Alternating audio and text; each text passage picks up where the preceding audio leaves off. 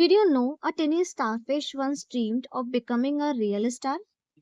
Welcome back to our channel's Love, Art and Sketches. This is our summer vacation drawing series day 12. And today we are drawing a cute and happy little starfish. And also I will tell you a fun story while we draw.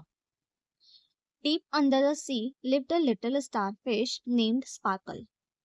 Every night Sparkle looked up at the shining star in the sky and whispered, I wish I could shine like them someday.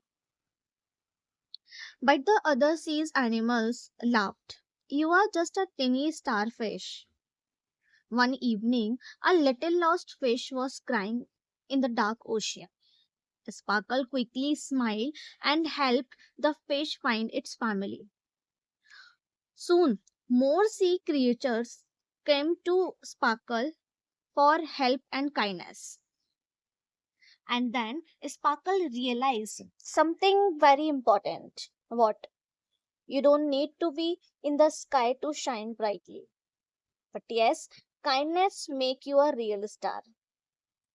From that day, Sparkle become the brightest little starfish in the ocean.